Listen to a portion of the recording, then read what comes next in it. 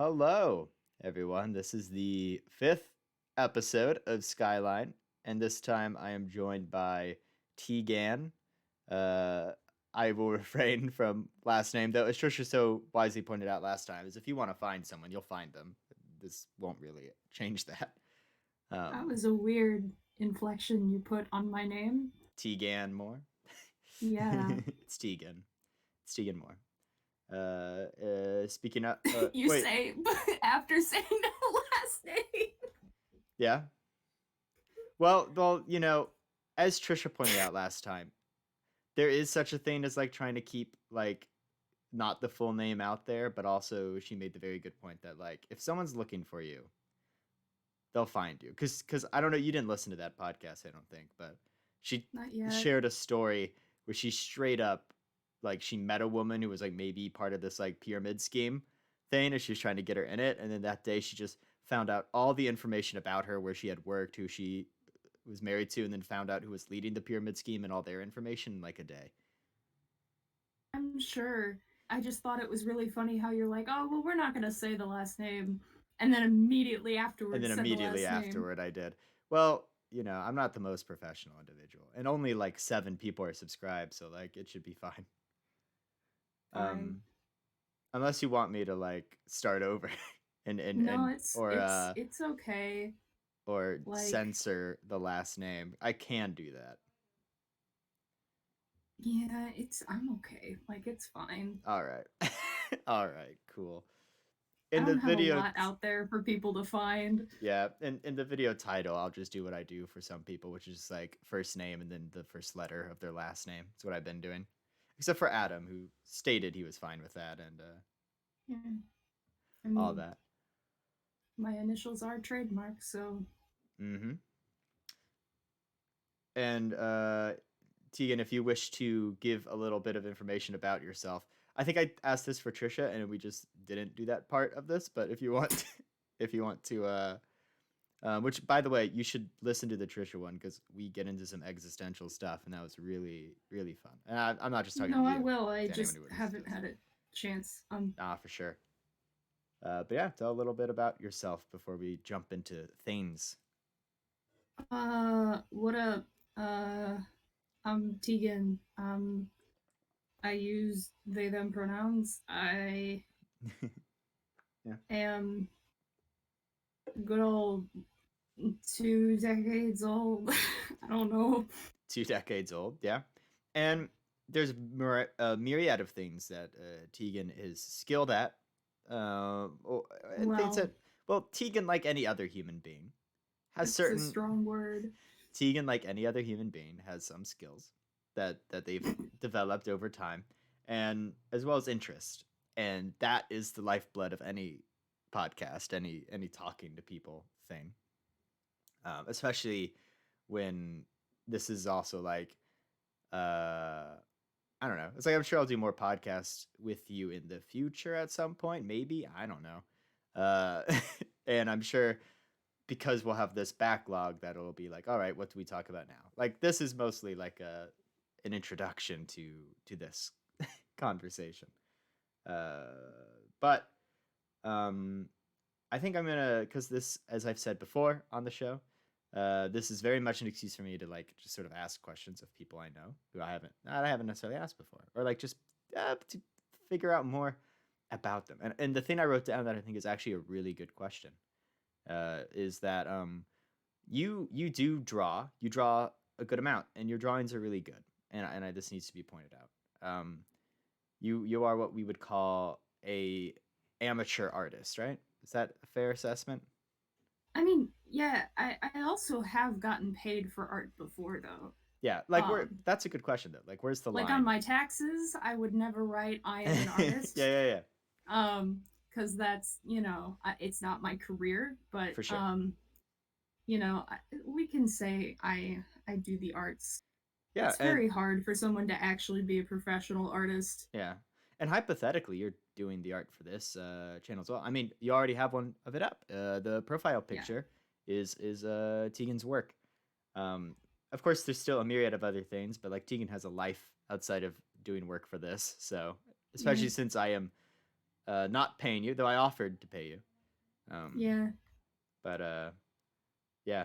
But the point I wanted to get to, besides that I'm not paying you for your labor, is that I was wondering, like, your art style, the way you draw people, things, the way you draw. Where did that come from?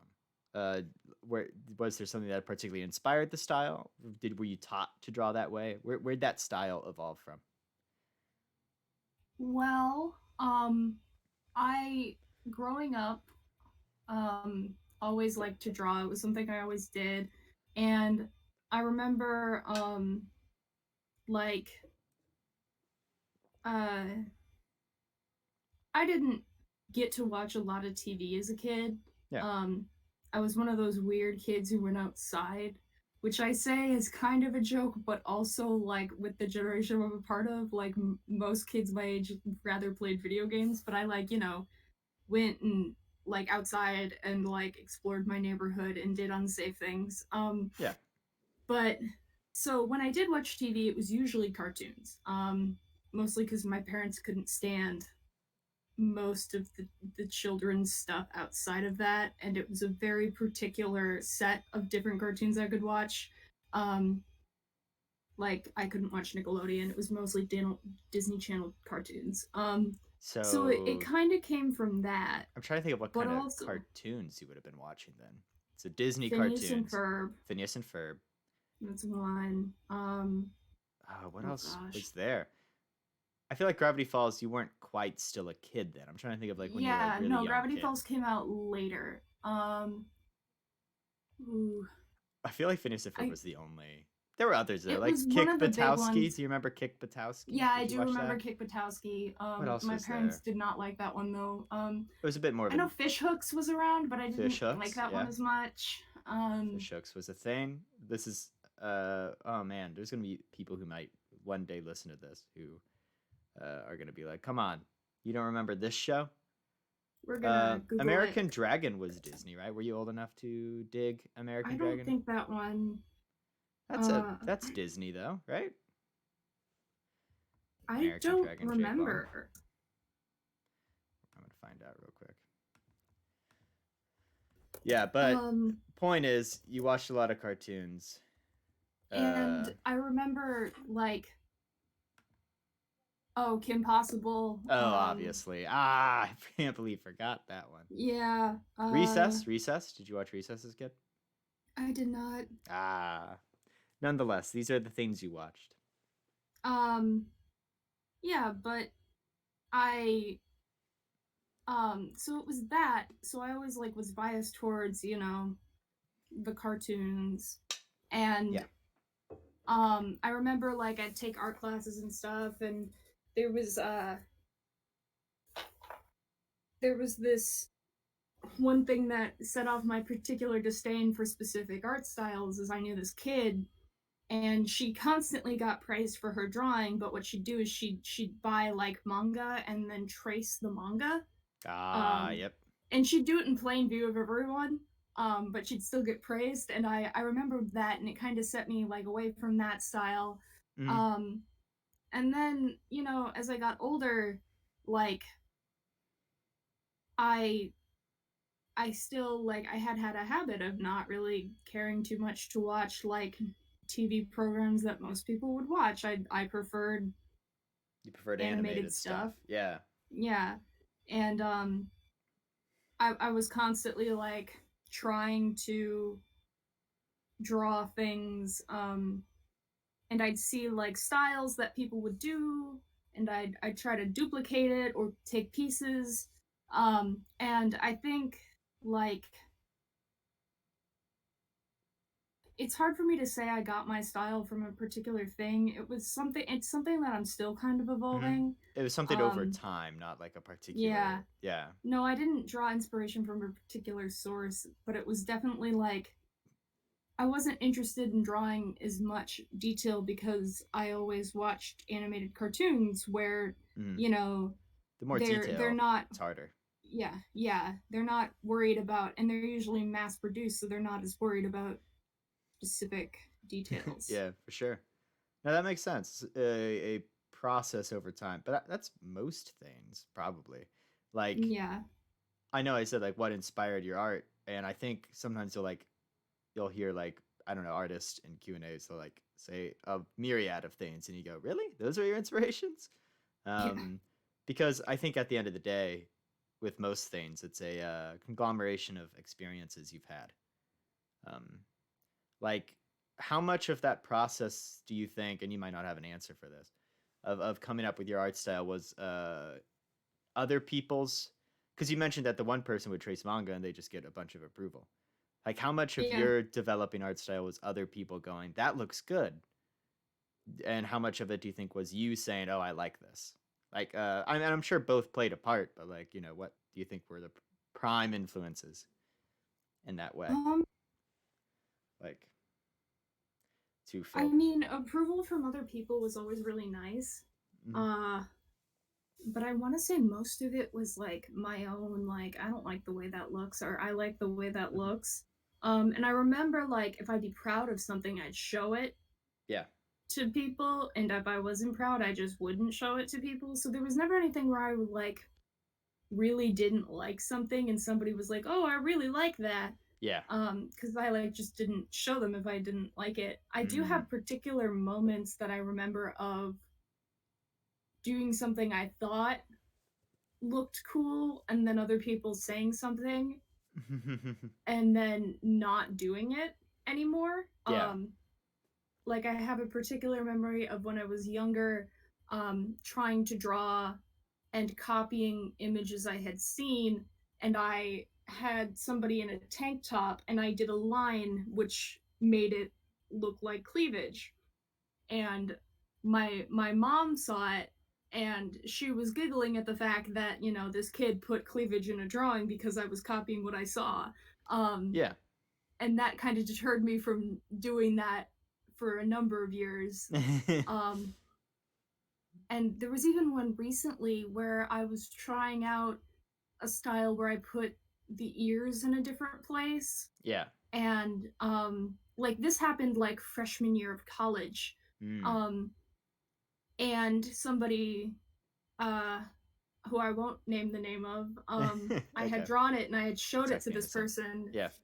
Um, and they had, like, totally, like, went, what the heck is that? That looks so weird. He looks like a monkey. Oh my gosh. And which is bad, but the worst part was the fact that this person then took my pencil, erased it, and changed it, which is never something you should do to an artist. Yeah. It's the worst thing you can do is change their art, like, physically. Like, I know I heard a story from one of my relatives who also does art about somebody taking a Sharpie to one of her sculptures, Oof. to make it look like she does birds, so she made it look less mean, I say in quotes. And it breaks your heart when you see that. Because it's But no longer yours. yeah, and it's also like, maybe I was doing it that way on purpose, you Yeah. know?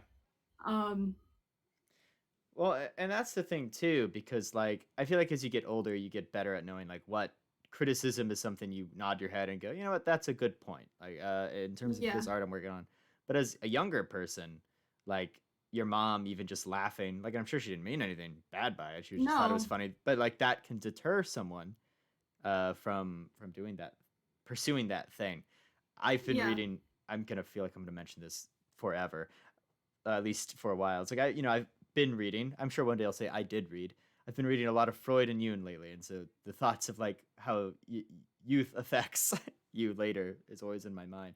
This idea that when you're really really young, like ages like 1 through 6 or whatever, and somebody criticizes something you do or praises something you do, that does affect, I think, um, at least in some levels, your development and whatever that is.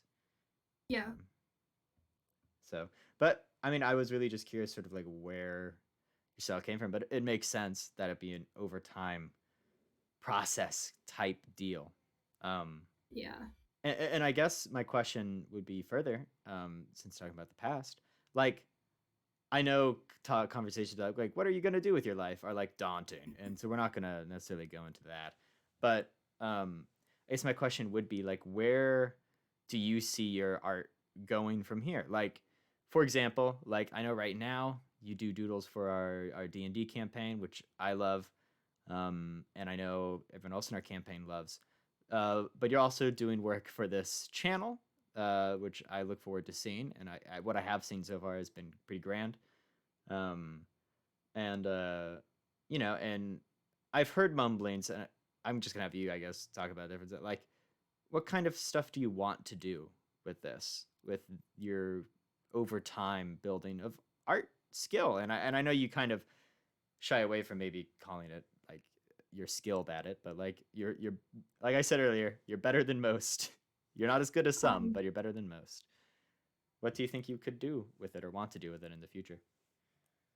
well, when if you asked me this question in high school, um, I would have said like early in high school, uh, I'm thinking about becoming an animator. Yeah. Um, yeah, uh, and I did for a while.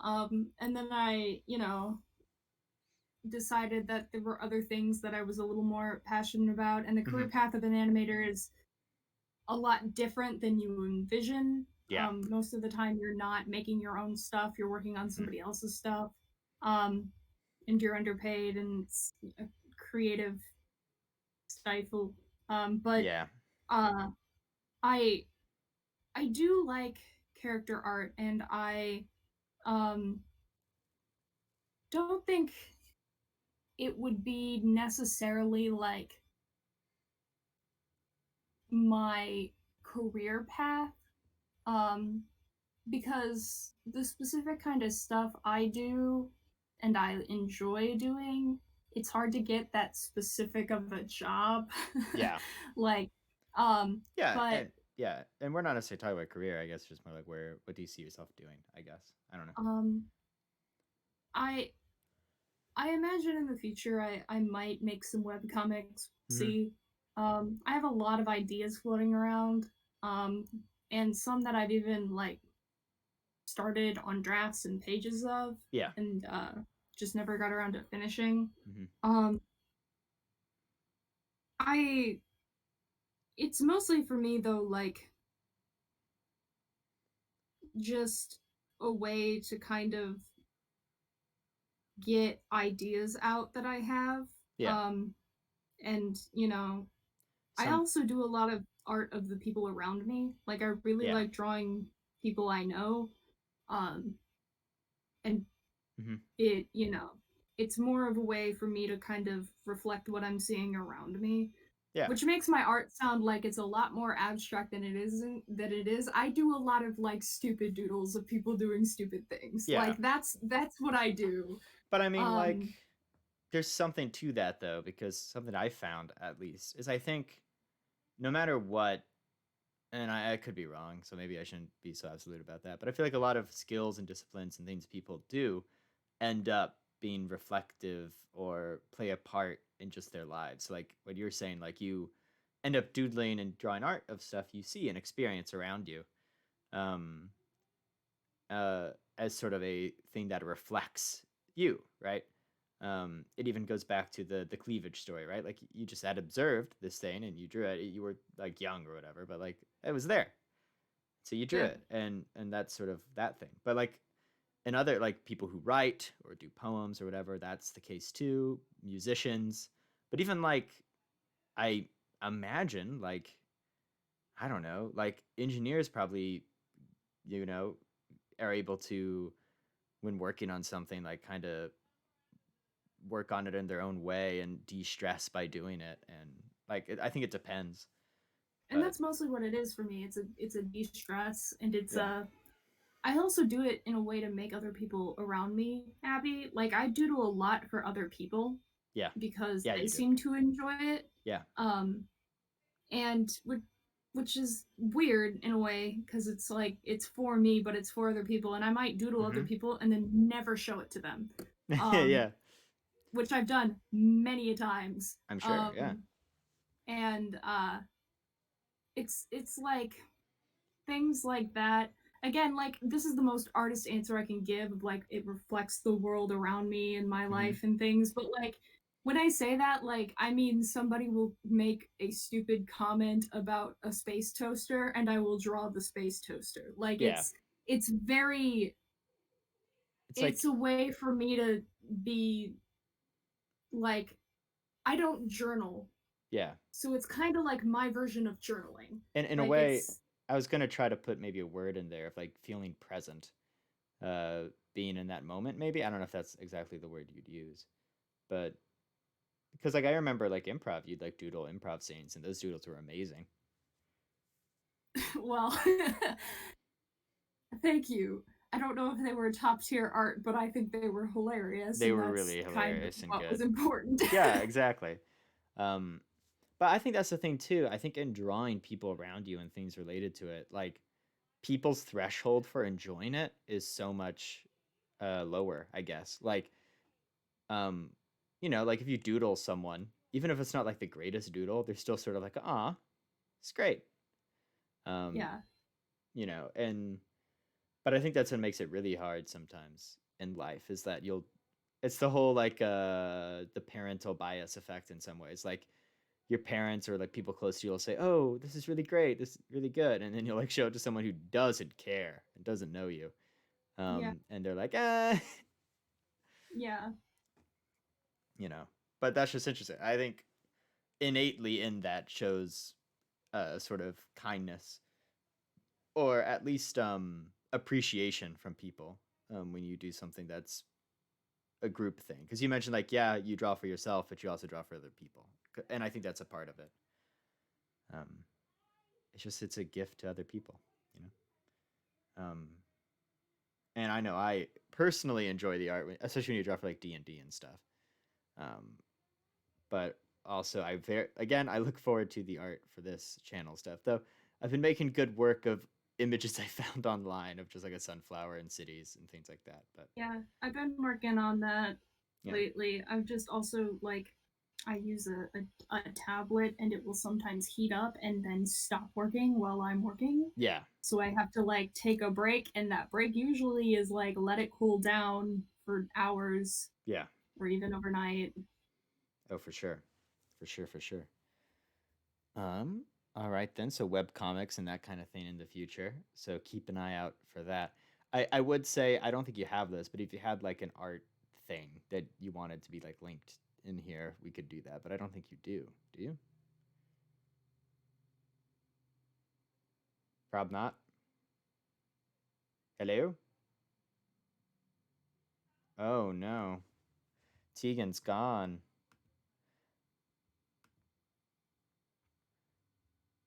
Hello? Oh dear. Hi, you switched to another call. I don't know how that happened. I don't know either. You just did. You're gone. I got moved to the water cooler, but I'm active. Whatever. That's silly. Hopefully that doesn't happen again. Um, I'll stay up here, I guess then. But you Um, can hear me, right? yeah, I can hear you. All right. I'll probably try to cut out some of this, maybe, possibly. Who knows? Or it may just stay in. Who knows? We'll see. It wasn't too Yeah. long of a period of time. Um, but what was the last thing you heard me say before I got booted? You were saying I don't know if you have any place where you posted art or pre-existing stuff. Yes, that's what I was asking. And if you Yeah. did, I could like link it or whatever. Because I've linked Adam's Spotify to like the things he's involved in. Um, Yeah, I mean, I do ish. They haven't been updated in like a year though, because I haven't really done hmm, anything worth posting. yeah, Although I do plan on doing something soon, maybe. Who knows? possibly. We'll see what Yeah. happens. Maybe. And when I do, I'll let you know. Cool, cool. Yeah, and I can always like go back and put it in. So like it doesn't have to be today or Yeah. anything. I can always go back and slide that in the description. Yeah. Um, just like I intend to do with at least the thumbnails. I won't be able to go back and edit the videos, but I'll change the thumbnails to the art you create at the very least come that time. Um, but speaking of that kind of thing, let's go ahead and move on to another topic because I think terms of art, we've kind of tackled a lot of that. Oh, actually, this might just be a fun, because instead of me freaking like going around to the topics, one of my favorite art things you ever did, and again, this goes back to like anything that's in association with other people, is when I was over and we were doing that improv class thing together. Mhm. We played Pokemon Nuzlocke, and for people who don't know, it's just a hardcore way of playing Pokemon where like your Pokemon die and stuff. It's like self-imposed restrictions and rules to make the game harder. And you made beautiful art of those who died and those who lived. Oh yeah, of our Nuzlocke run, which Yeah, by the way was the first time I had ever played a Pokemon game fully through, yeah, and because my brother used to steal them. yeah, and I guess my question then would be, this is more just out of curiosity, because I feel like I probably asked you at the time, uh, but hey, what is the internet but a place to store memory? Um, like what did you think of Pokemon? Because we played Fire Red, we played a classic. What did you think of Pokemon? Like, how'd you like it? The story, the gameplay, the creatures and the art of the I creatures. mean, I enjoyed it. Yeah, man. Like I'm not new to the idea of Pokemon. Like Yeah, I just haven't been able to play the games again because my brother would steal them. yeah. Like I watched the TV show. Like Mm-hmm. yeah, I enjoyed it. I thought the story was fun. I was a little surprised at some of the darker parts of it. Like Um dead Pokemon moms and things like that. yeah, that one was I was like, holy cow, this is a kids game. Mm-hmm. Um but like, you know, it It was was fun. good. It Yeah, it was was a it good was a time. good time. Uh, I mean, I'm always a little creeped out by Pokemon just because of the concept that it's like dog fighting, which is not yeah, something people want to and think about when it comes to Pokemon, but and like yeah. it is, and it's like it's a game and it's not real life, and What's that's cool. But what's funny is yeah, in the later games they do tackle that. They end up saying that like and it sounds like propaganda when I say what I'm about to say as if it's in world propaganda, but they say that like Pokemon like super enjoy it or something, and there's this connection between Pokemon and trainer that happens from it, but that just I say that and that sounds like in-game propaganda. It's like, oh, they like it. They like it. Don't worry. yeah, I promise they like They like it. it. But that was the plot of I think the Black and White games. Was there was this group that was like, nah, no more. So essentially PETA was the enemy in that one, I think. Mm. Essentially. Um, but yeah, I mean Pokemon's fantastic. And I guess my follow-up question would be, do you got any favorite Pokemon that might not have necessarily been from the Fire Red playthrough, but just things you've seen? Got any Well, favorites? Dratini is my favorite Pokemon. Uh-huh. Not Dragonite, but the first form, the little Dratini. Yeah, Dratini's pretty good. Hmm. Um, just because it's a dragon snake. Like, Yeah. fuck yeah, I like that one. Um, Yeah. I mean, Rock Got, man, that's one of the ones we got. I mean, we evolved it, of course, but yeah, no, I made sure we got it. I was that like, was a Matt, you can get Dratini. We have to get process. That Dratini. was a process too. We had to Yeah, play I the did. gambling game. Yeah, I mean, sorry, but also not sorry. What was it? It was like Lucky 777. It was something Yeah, like that. Um, yeah, had to name it based off how we got it. um, yeah. so yeah, no, that's a good time. Definitely not necessarily something you're super involved in, but it reminded me of that. So I felt like bringing up some Pokemon related stuff. Um, Yeah. there was a that might be worth you looking at just because the animation's so gorgeous. But there was a Pokemon music video thing, like Japanese music video that was Pokemon themed that came out that I've been shown. That's really good, like really good. It's called Nice. it's called a thing that all of you should look at. Gotcha. It's just called Gotcha. Um, and it's pretty good. I'll maybe link it to you. Sweet. I won't link it in the video because like why would I do that? But it's called Gotcha, and it's a music video. Looky there. I'll just put it in our show and tell because it's real good.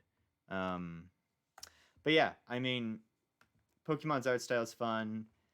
I feel like a lot of people, and this might be a whole different conversation, but like I feel like a lot of people,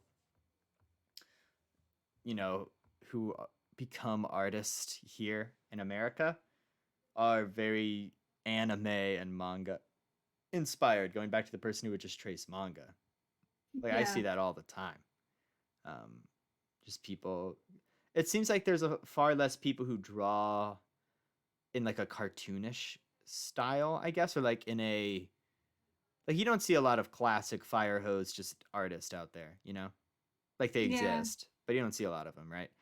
But you see a ton of people who draw in a pseudo anime sort of style. Yeah, and Um, that's partially because of the way anime looks, right? it's super cool. And also because, like, well, one, it's visually appealing. Like, the style is meant to make the characters look pretty, Yeah. right? And with cartoons, it's not always that way. Hmm. Um, and it's also like, with most anime, there's always usually a story behind it that's a little more compelling than a lot of cartoons, which is changing, which is one of the great things and why I'm seeing a lot more cartoon style artists popping up. Yeah. Um, it's like when I was younger, a lot of like kids, like cartoons were for kids Yeah. and they didn't have a good storyline because it's a kids show. You don't need to have a good storyline Hmm. for kids to watch it, which is not necessarily the case as we're seeing now where there are shows that are extremely popular because they have a good storyline, not just with kids but with adults too, Yeah. and they're more successful. And So there like, is also like adult animation out there, which I know is maybe a little yes. less like, it's not like we're holding Family Guy up as a prime example, but like, I don't know, Rick and Morty's the one to go to, I guess. But also like Midnight Gospel, which I swear a video that talks a bit about that it will come out on this channel at some point. But also BoJack Horseman. There's a lot of like adult animation too that uses an animation style, even if it's not like great grand and like how it's done. It's still Yeah.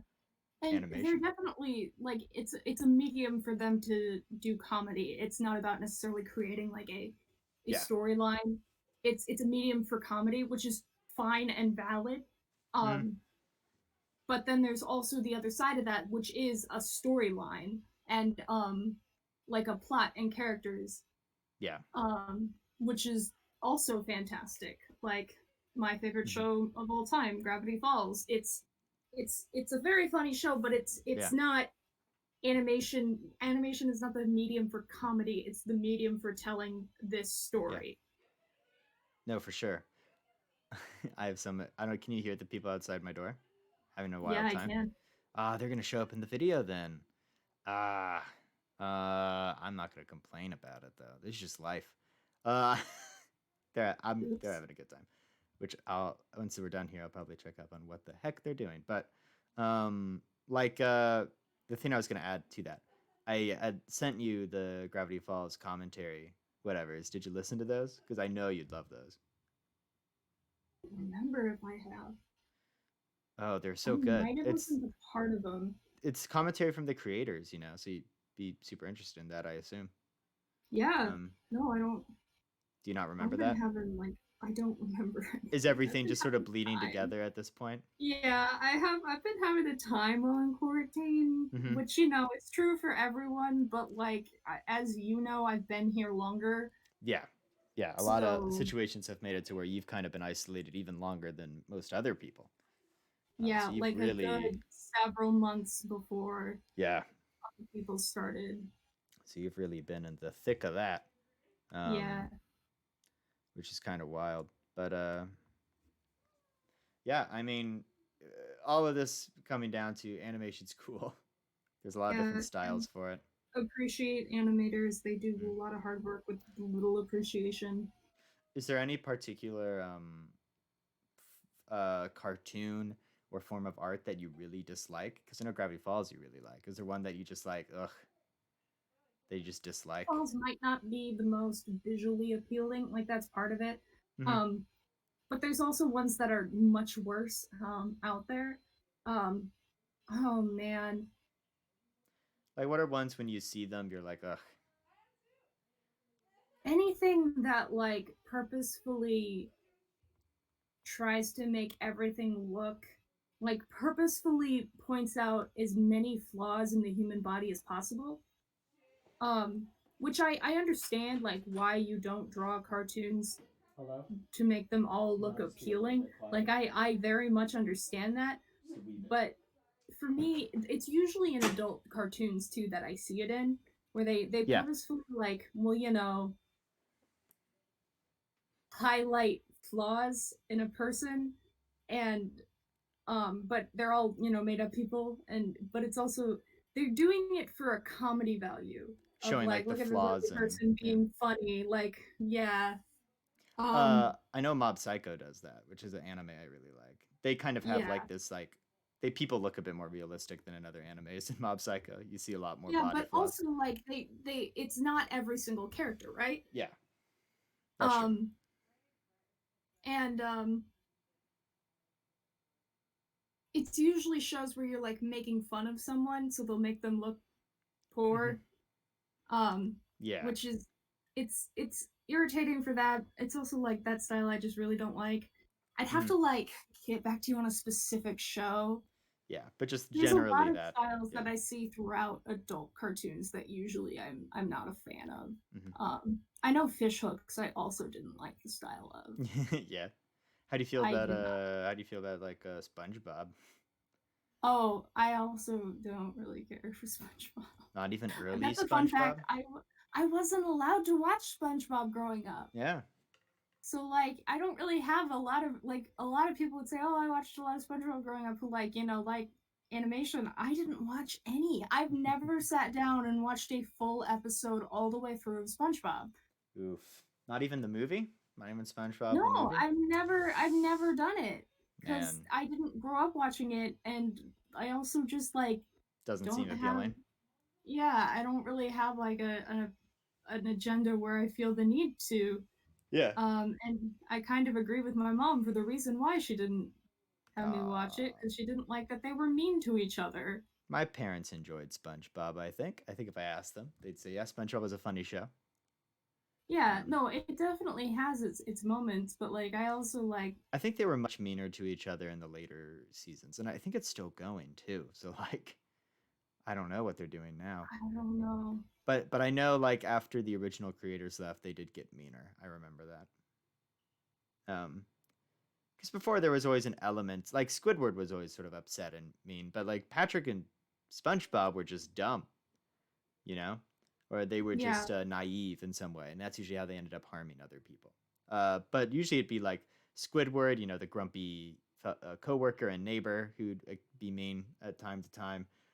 Plankton, and then the boss, Mr. Krabs. Like those would probably be the three that would most evoke meanness at times. Um, yeah, but like the main character, SpongeBob, like it's not until later that like after the original creators leave that I think he becomes anything like actively mean. Like he'll be dumb, but you know. But I actually may take that back because but Patrick's just dumb. So like the whole thing, like look at it, and he's just calling SpongeBob dumb, and he's just or like ugly. He's like, look at it. That's such a sorry. I'm just flashing back to SpongeBob memories now.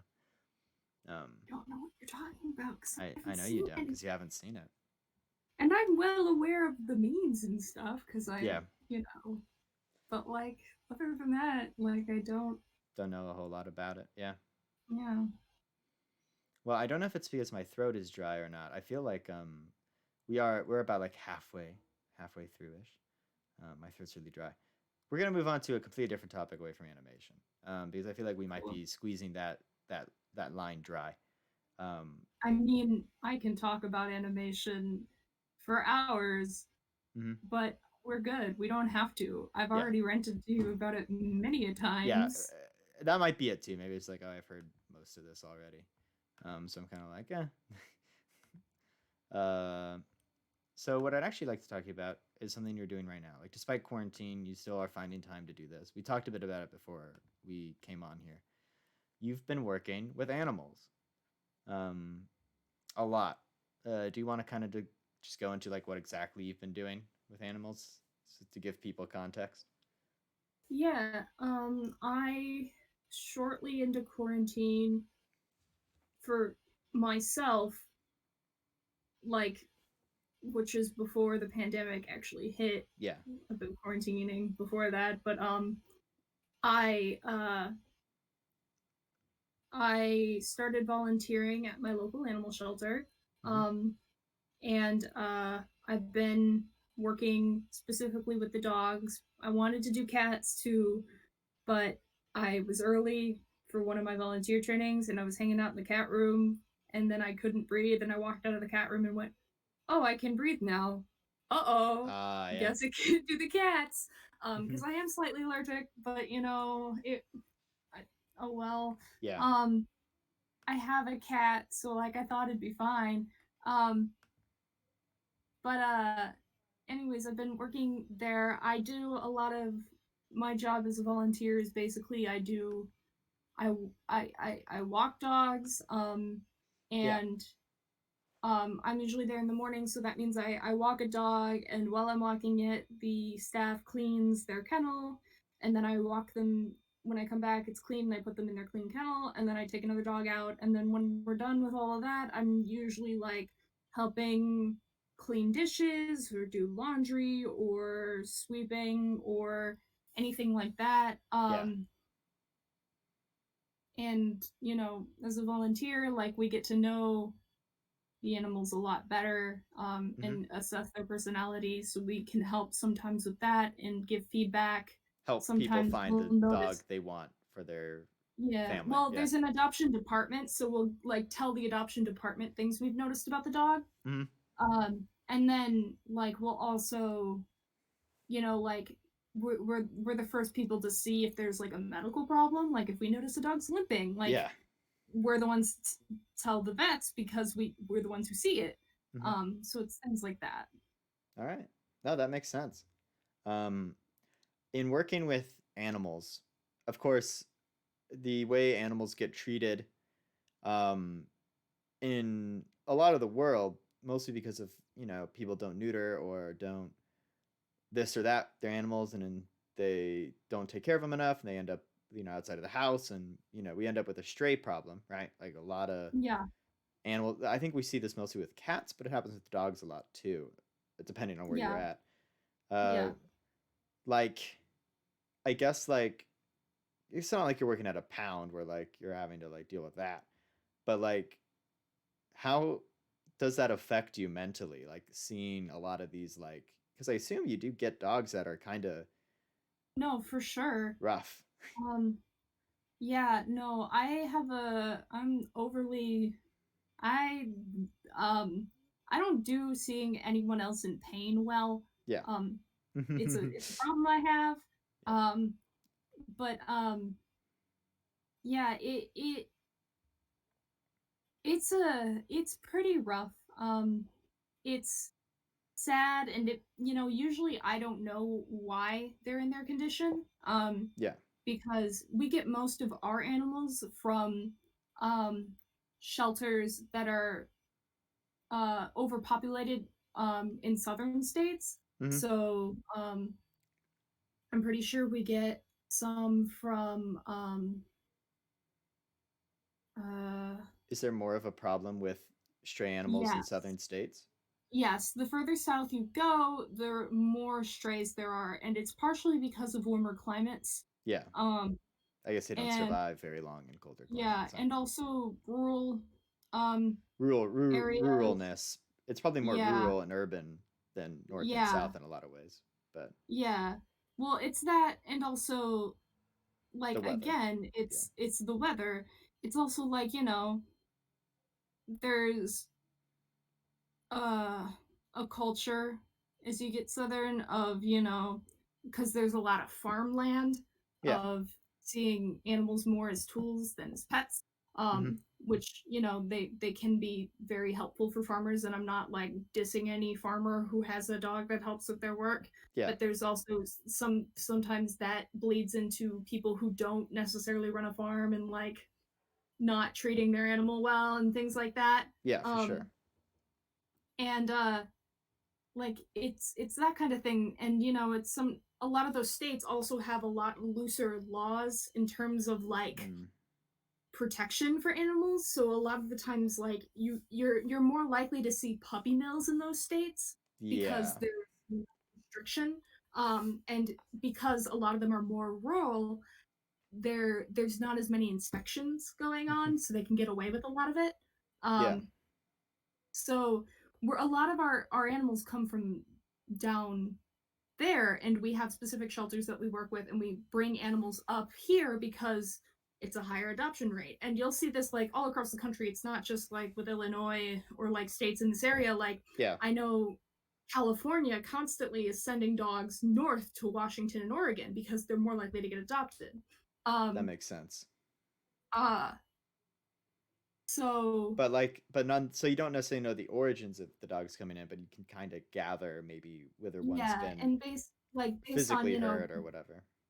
based on the way they're behaving or what I can visually see, as somebody who's done a lot of like research, I can usually do a pretty good guess, like based on their behavior, Hmm. based on certain marks. Like a lot of we get mostly in our shelter. I'd say most of them are mixes, um, and most of them are lab mixes or pit mixes. Yeah. Um, and those are most shelters are going to mostly have lab or pit mixes unless they're a specific kind of shelter. Hmm. But those are the most likely dogs for you to like find as strays. Yeah. um and uh like with the pits, I can definitely tell, like, you know by certain scars I can get a vague idea of what is going on. And of course my mind sadly immediately goes to the worst possible situation. Yeah, for sure. um so usually I have to kind of like back up from there and be like, no, I think it'd be a little different. I can also usually tell by the dog's behavior of certain things, like if it's used to the loud barking, or Hmm. we do have a behavior sect where like only certain people can walk behavior dogs, and if it's in the behavior section, I can pretty that helps with my guessing. Yeah. um yeah, so yeah, it does hurt a lot, especially when I hear dogs in pain, Hmm. or see some of the stuff. Like there was a pug in a few days ago, uh that its entire backside was basically like a scab. Oh. The fur was all gone. It was really, I was feeling so bad for that dog. And I was like, my suspicion was it was a victim of some sort of breeding place. I don't know if it would be a Mm. puppy mill. I don't know. Like, Yeah. but just because of the way like that dog was more comfortable walking on the gravel than the grass. Oof. Um, yeah. Um, and kind of wanted to hide under everything. Hmm. Liked the small spaces better. And I that was my suspicion. Um, but he was real sweet. So, and I actually saw him leaving, which made me so happy. I saw the person like taking the dog out to their car, and like getting the meds, and I that was really nice for me to see because I don't always get to see that. I'm always in the back. Yeah. Um, but I was sweeping the floors and the person was adopting this dog, and like they were getting the meds, and I got to see the pug, and like by the time it was adopted, like its backside had been so much better looking. I felt Hmm. so much better. Um so it's like it's a big strain on my mental health, but also seeing them go and knowing like they're going, and that even if they go to a place that maybe isn't that great, which Like usually doesn't that may not happen. necessarily be paradise, right? Like not Yeah, there. Just like there are no perfect parents, there are no perfect dog owners, right? Like yeah. things happen, Well, even if like they somehow end up in somebody's hands who will abuse them, which is our rare. shelter has certain, yes, it's well, one, the unlikelihood is it probably won't happen because one, there's an adoption fee a lot of the time. Hmm. um and two, um our shelter does like checkups Yeah. like for the first 2 years after adoption, I think. So like we can check in. And 3, if we feel that dog is no longer in a safe environment, the shelter has partial ownership and can take it back, which a lot of places do. Like that's not like a lot of shelters do that, and most of the time it like people forget that it's part of it. Yeah. It's if they find the dog in an awful situation, they can rescue it Mhm. and take it in and make sure because they already know a lot about For that sure. dog. They've taken care of it before. So Um, so like um with the whole, it does take a toll mentally, or it can be really emotionally difficult, but the reward is so high when you get to see a yeah, dog be adopted, or maybe not even like you said, see him get adopted, but you walk in one day and they're gone and you're like, oh, they got adopted. And it's like yeah, that means they either got adopted or they went to a foster home, which is way better than being in the shelter, yeah, or they went to one of the other sheltered locations, which means they're more likely to get adopted at that location. yeah, Um, all so positive. it yeah, and it's also like seeing the attitudes of some of them when I walk in, like Hmm. even if they've got scars all over their bodies from bite marks or something, like they're all usually so sweet. Like, Yeah, well, because it's like the whole thing of like dogs are just loyal beings. They're, yeah, there's a reason we call them like man's best friend and like all this stuff, because like that's sort of what's in their bones. Their very DNA is that pack loyalty, is a big part of it. yeah, And as such, like there are no like mean dogs. There's mean owners who cause them to be that way. yeah, there's There dogs with issues. there might be sassy dogs, but like, Oh, for sure. My dog is, I love her so much, but she's a little bitch. yeah, Like, exactly. I love Um, her so much. Um, no, but it's like even we have a lot of pit bulls, and they're one of the most misunderstood dog breeds out yeah. there. Um, but like with them, like people don't realize that they were bred originally to be family dogs. Yeah. They were meant to be in households with a family and kids. And Mm. they are extremely loyal to their families. And that also means they are extremely susceptible to people. And that's why Hmm. there there's, the abuse rate is awful, but one of the things about them that's so astonishing and so I love to see is I walk in and no matter how bad this pit bull looks beaten up, they're Hmm. wagging their tail so hard that they're like shaking.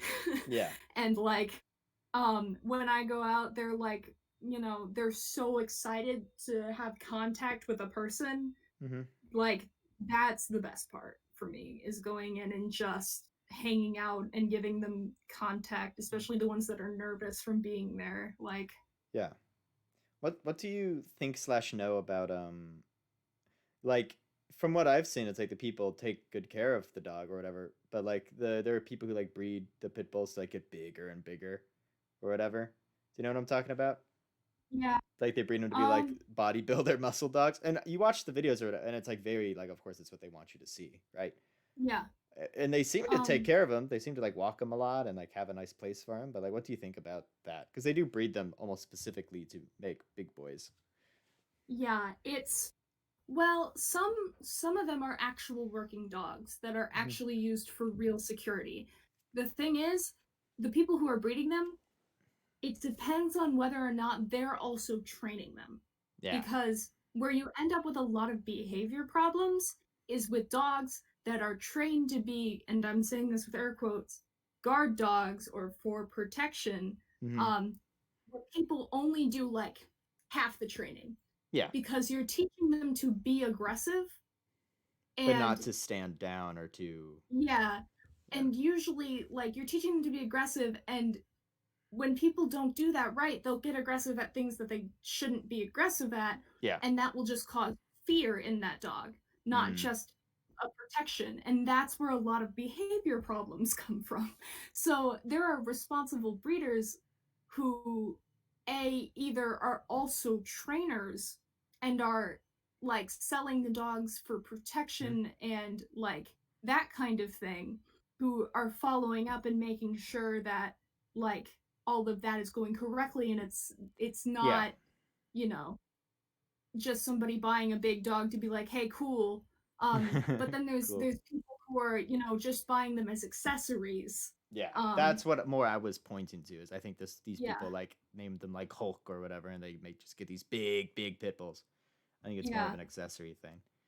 yeah, and I'm fine with people liking big, massive Yeah, dogs and things like that, and just take liking the care of idea them, of the and look. yeah, But if they're being irresponsible and mhm. treating it more like an object than an animal, that's when Yeah, there's a problem. yeah. I don't remember them well enough. It just popped in my mind thinking about that. I was like, yeah, I remember something about that. Um, that I had seen once before. Um, I our family owns a dog, and I it's that whole thing of like your part of you's like, maybe the dog could be happier somewhere else, but then like the matter of fact is that a dog, like like I said earlier, they're loyal dogs. Like they'll be happy pretty much. I don't want to say any situation because that opens the door for like really bad ones. But like you know what I mean. Like they don't have to be in like the perfect paradise to be as happy as can be. You Yeah, know. it's about a loving relationship. Yeah. Um, like for example, there's a lot of homeless people who have dogs, Yeah. and it's like they don't have a house, but they have a dog, and it's usually a dog they like got on the street Yeah. kind of thing. But like, it's about the support they're providing for each other and taking Hmm. care of each other. Like that's what that's about.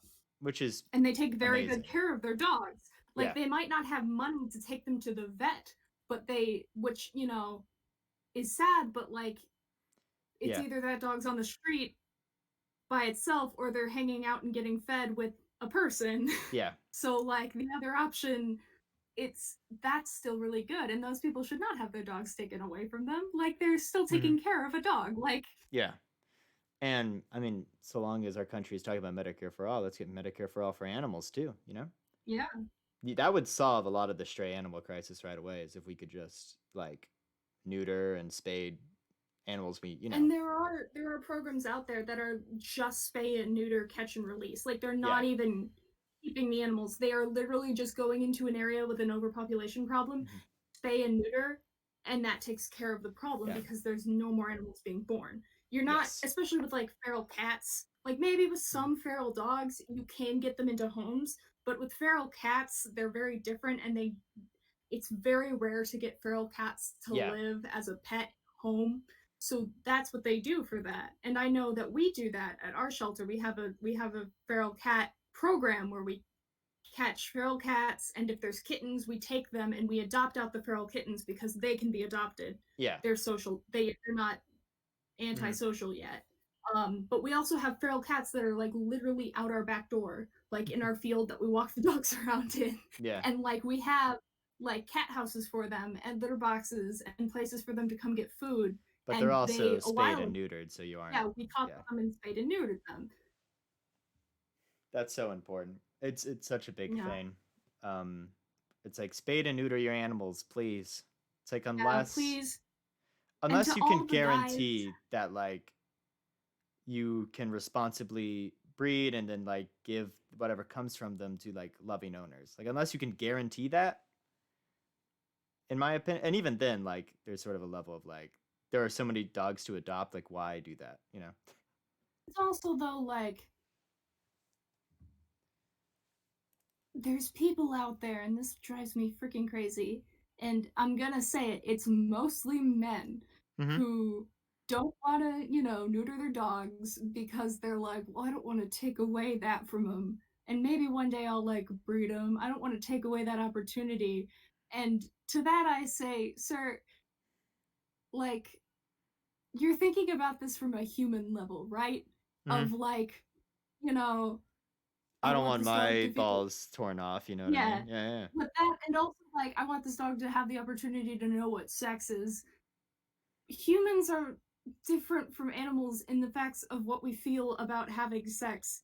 Mm-hmm. Animals are doing it like there's sentient creature like humans and dolphins are the only ones who feel the way we And do about having sex. bonobos, Oh, bonobos, I didn't know that. and But chimps. A lot of the apes. They know what it's about. well, yeah. Yeah, But yeah. my point is, but also dogs experience heat.